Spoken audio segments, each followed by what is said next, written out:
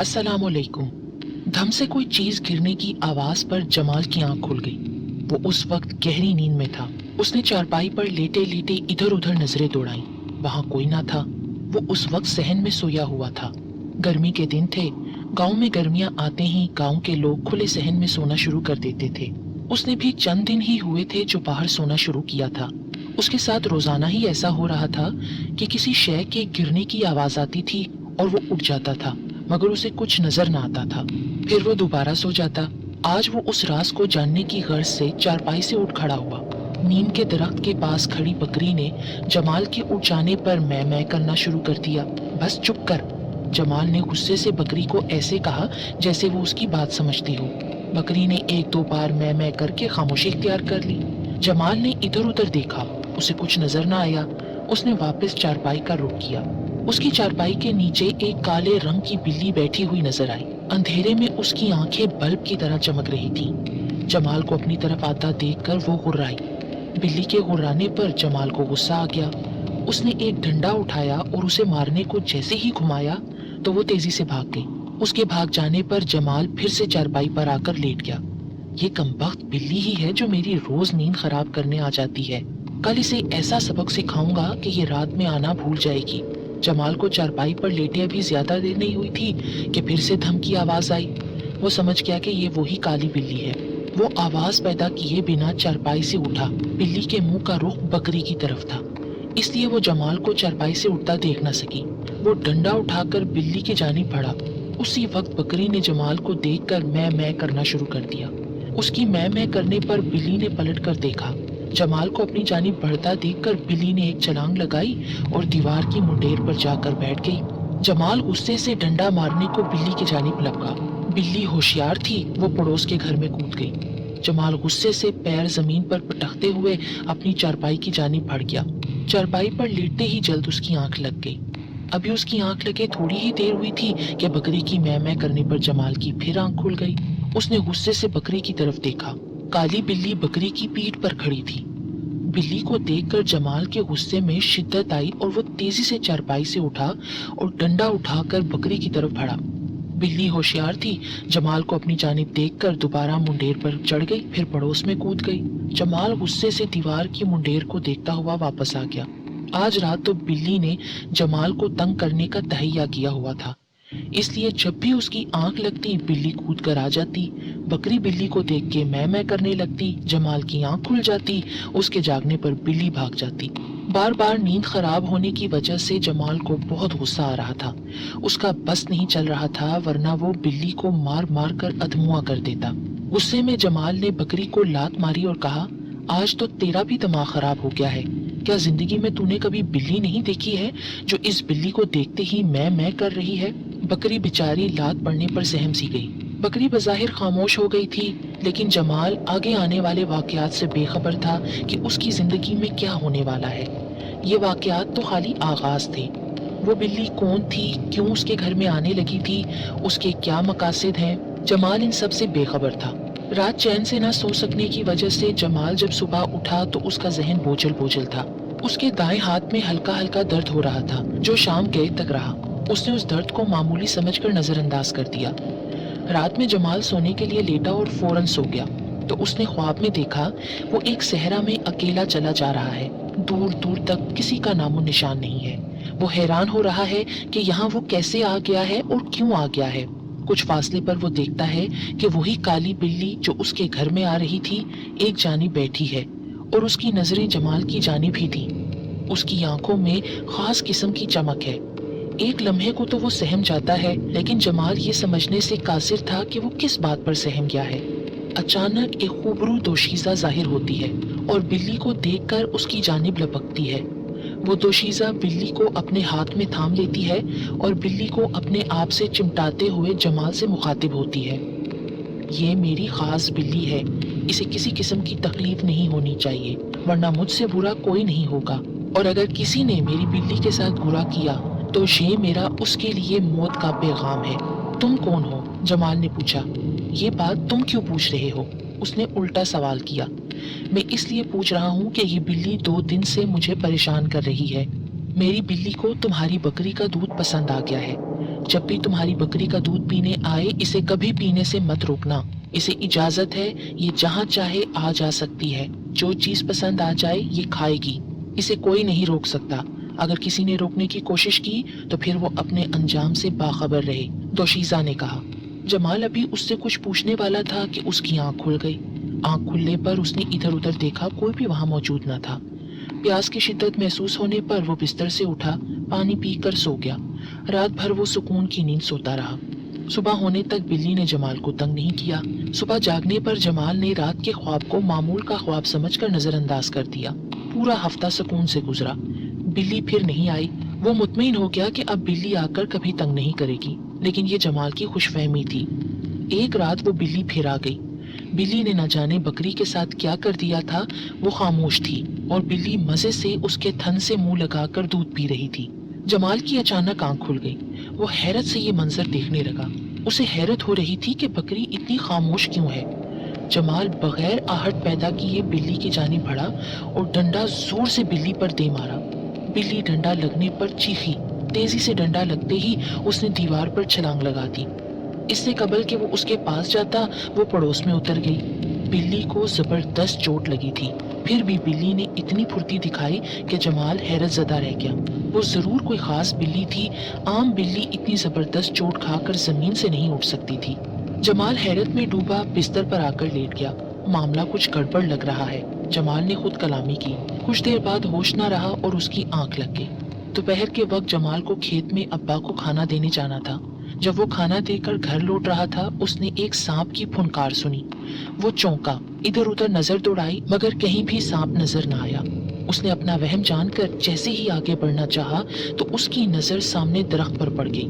وہاں ایک کالا ناگ درخت کی شاخ سے لپٹا اس کی جانب دیکھ رہا تھا۔ ویسے بھی کھیتوں میں سانپوں کا نکل آنا عام سی بات تھی۔ جمال نے اتنا موٹا سانپ اپنی زندگی میں نہیں دیکھا تھا۔ سانپ سے بچنا بھی ضرور تھا۔ ایک لمحے میں سانپ جمال کو ڈس سکتا تھا۔ وہ خاموشی سے آہستہ آہستہ الٹے قدموں پیچھے کی جانب سرکنے لگا اور پھر وہ پلٹ کر وہاں سے بھاگ گیا۔ جمال نے دوسرے راستے سے گھر جانے کا پروگرام بنا لیا تھا۔ وہ اس بات سے بے خبر تھا کہ سانپ آگے بھی مل سکتا ہے۔ ابھی جمال کھیتوں سے نکل بھی نہ پایا تھا کہ اچانک اسے سامنے وہی سانپ پھر نظر آیا۔ اس بار وہ زمین پر کنڈلی مارے بیٹھا تھا، پھن پھیلائے ہوئے تھا۔ ایسا محسوس ہو رہا تھا کہ وہ اسے ڈسنے کو بالکل تیار ہے، بس جمال کے نزدیک جانے کی دیر تھی۔ سانپ کو اپنے اتنا نزدیک دیکھ کر خوف سے جمال کے ماتھے پر پسینہ آ گیا۔ اس کو وہم و گمان بھی نہ تھا کہ وہاں سانپ کیسے پہنچ جائے گا۔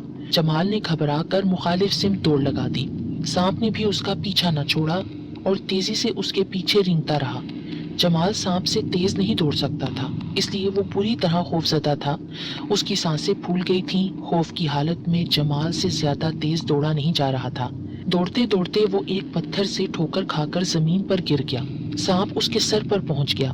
جمال زمین پر لیٹا ہوا تھا اور سانپ رینگتے ہوئے اس کے پاس پہنچ کر زمین پر کنڈلی مار کر بیٹھ گیا۔ وہ پھن پھیلائے اس کی جانب دیکھ رہا تھا۔ جمال نے اپنی سانسیں روک لیں، خود کو مردہ ظاہر کرنا چاہ رہا تھا۔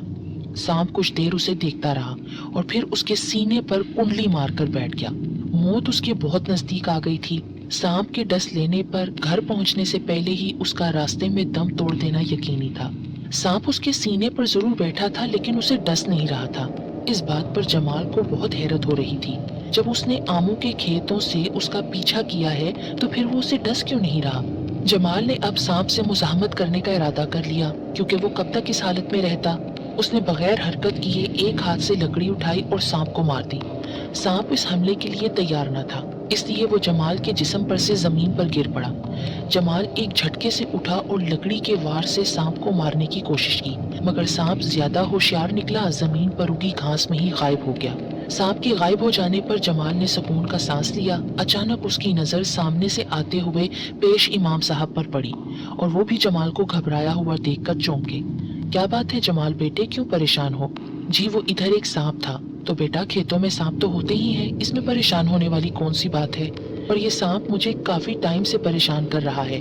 मैं जहाँ जाता हूँ मेरे सामने आ जाता है। ये कहते हुए जमाल ने अपने साथ गुजरने वाले तमाम पुरअसरार वाकयात सुना दिए। ऐसा लगता है बेटा कोई आसेबी कुव्वत तुम्हें परेशान कर रही है, इसका इलाज करना पड़ेगा। तुम कल असर की नमाज के बाद मुझसे आकर मिलना, इमाम साहब ने कहा। ठीक है इमाम साहब, मैं कल आ जाऊंगा। दूसरे दिन जब जमाल इमाम साहब के पास जा रहा था, एक गली से गुजरते हुए एक घर में लगे दरख्त से कोई चीज उसके गले में आकर गिरी। जमाल की खौफ के मारे चीख निकलते निकलते रह गई।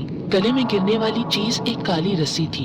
उसने गुस्से से काली रस्सी को एक तरफ फेंका और आगे बढ़ गया। जमाल मस्जिद पहुंचा। इमाम साहब बोले, जमाल बेटे, मैंने पढ़ाई करके मालूम कर लिया है कि तुम्हारे साथ ये वाकयात क्यों पेश आ रहे हैं। ये एक गैर मर्रई मखलूक है जो तुम्हें तंग कर रही है।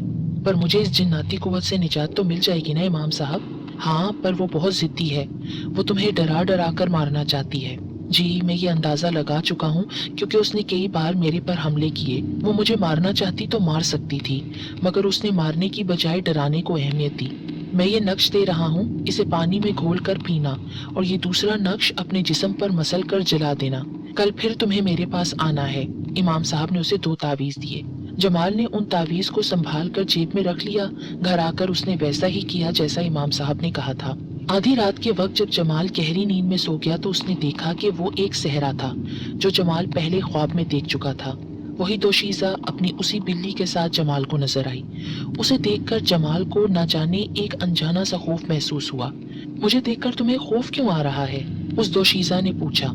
ये बात मेरी भी समझ में नहीं आ रही है कि मैं तुम्हें देखकर खौफ क्यों महसूस कर रहा हूँ। जमाल ने कहा, तुमने काम ही ऐसा किया है। मेरी बिल्ली को जो भी इस तरह मारता है फिर वो पछताता है, डर और खौफ में मुब्तला होकर इस दुनिया से रुखसत हो जाता है। तुम भी इसी तरह डरते डरते खौफजदा होते अगले जहान में पहुंच जाओगे। उस दोशीज़ा ने जोरदार कहका लगाया, तुम मेरा बाल भी बांका नहीं कर सकती हो। इमाम साहब तुम्हें ऐसा सबक सिखाएंगे कि जिंदगी भर याद रखोगी। वो मेरा क्या बिगाड़ेगा, खुद को तो बचा ले पहले, उसके लिए यही काफी होगा। दोशीज़ा ने फिर कहका लगाया, हंस लो, चंद दिन बाद तुम्हें अंदाजा हो जाएगा कि इमाम साहब क्या चीज हैं। पता नहीं कितने शरीर जिन्नात को अपने इल्म से जलाकर भस्म कर चुके हैं, फिर तुम उनके सामने कुछ भी नहीं हो। कान खोल कर सुन ले मैं क्या कुछ कर सकती हूँ, इसका तुझे अंदाजा नहीं। देख, जिस बकरी का दूध पीने पर तूने मेरी इस मासूम बिल्ली को मारा है वो किस तरह तड़प रही है। दोशीज़ा ने कहा। जमाल की अचानक आंख खुल गई। वो किसी सहरा में नहीं अपनी चारपाई पर ही था। उसकी बकरी बुरी तरह तड़प रही थी। वो जैसे ही बकरी के पास गया, बकरी ने जान दे दी। बकरी की हालत बता रही थी कि उसे किसी जहरीले जानवर ने डस लिया है। दोशीज़ा ने ख्वाब में एक तरह से जमाल को धमकी दे दी थी। सुबह होने पर जमाल इमाम साहब के पास पहुंचा, रात का ख्वाब और बकरी के मरने के बारे में बता दिया।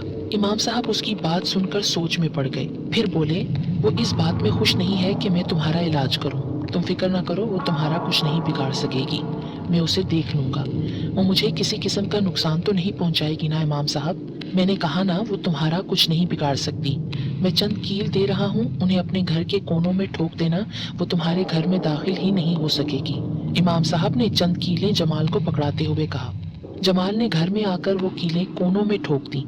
उसने अपने घर वालों को अपने साथ होने वाले पुरअसरार वाकयात नहीं बताए थे, मगर अब कील ठोकने पर उसे बताना पड़ गया कि वो किस मकसद के तहत घर में कीलें ठोक रहा है। घर वाले भी उसके साथ बीतने वाले पुरअसरार वाकयात को सुनकर खौफजदा हो गए। वो अभी तक यही समझ रहे थे कि बकरी को किसी जहरीले जानवर ने काट लिया था जिससे वो मर गई है। जमाल ने उन्हें तसल्ली दी, कहा कि घबराएं नहीं, इन जिन जातियों के बचाव के लिए पेश इमाम साहब पढ़ाई कर रहे हैं। असर का वक्त था। जमाल खेतों में से गुजर रहा था कि उसे पायल की दिलमोहनी झनकार सुनाई दी। जब उसने आवाज की सिमत देखा तो एक खूबसूरत दोशीज़ा उसकी तरफ आती दिखाई दी। उसने गांव में उस लड़की को पहले कभी नहीं देखा था। वो हैरान था कि ये लड़की कौन है और क्यों उसकी तरफ चली आ रही है। जमाल, मैं कब से तुम्हारा इंतजार कर रही हूँ और तुम अब आ रहे हो। वो नजदीक आकर बोली, तुम कौन हो? मैं तुम्हें बहुत चाहती हूँ। हिम्मत ही नहीं पड़ती थी तुमसे इजहार मोहब्बत कर सकूं। आज हिम्मत करके ना सिर्फ सामने आ गई हूँ बल्कि तुमसे मोहब्बत का इजहार भी कर दिया है। वो बोली, पर तुम हो कौन? मैं तो तुम्हें नहीं जानता। मैं पास के गांव में रहती हूँ, मास्टर दीन मोहम्मद की बेटी हूँ। आओ मेरे साथ चलो। वो जमाल का हाथ पकड़कर बोली, मगर कहाँ? हम ज्यादा दूर नहीं जाएंगे, करीब ही खेत में कुछ वक्त गुजारेंगे। वो लड़की जमाल को अपनी तरफ खींचते हुए बोली। जमाल की कुछ समझ में नहीं आ रहा था कि वो कौन है, क्यों है, उससे इजहार मोहब्बत करके उसे अपने साथ क्यों ले जाना चाह रही है। जमाल उसके साथ जाना नहीं चाहता था, मगर वो जबरदस्ती लेकर जा रही थी। जमाल के दिल में घबराहट होने लगी और वो उस लड़की से हाथ छुड़ाकर भाग खड़ा हुआ। वो लड़की भी कुछ फासले तक उसका पीछा करती रही और गांव की चारदीवारी के करीब आने पर वो चिल्लाई, जमाल तेरी किस्मत बहुत अच्छी है जो तू बच गया, वरना मेरे जाल में फंसकर हमेशा के लिए इस जहान से तू तो गया था। उस लड़की की ये बात सुनकर जमाल समझ गया कि ये वही है और इसे नुकसान पहुंचाना चाहती है। गांव में पहुंचकर जमाल ने इमाम साहब के आस्थाने का रुख किया। उसकी फूली हुई सांसें देखकर वो समझ गए कि जरूर इसके साथ कुछ हुआ है। क्या फिर कोई सांप खेतों में मिल गया था? आज सांप नहीं बल्कि वो लड़की खुद मिल गई थी। जमाल ने पूरी तफसील बता दी। अच्छा, तो बात यहाँ तक पहुँच गई है, मैं इससे अभी निपटता हूँ। ये कहते हुए इमाम साहब ने पानी का बर्तन लेकर कुछ अमल शुरू किया। इमाम साहब को ये अमल करते हुए कुछ ही देर हुई थी कि दो भयानक शक्ल की औरतें जाहिर हो गईं। तुम क्यों जमाल को तंग कर रही हो? इमाम साहब गुस्से से बोले। एक मेरी छोटी बहन है, मुझे इससे बहुत मोहब्बत है।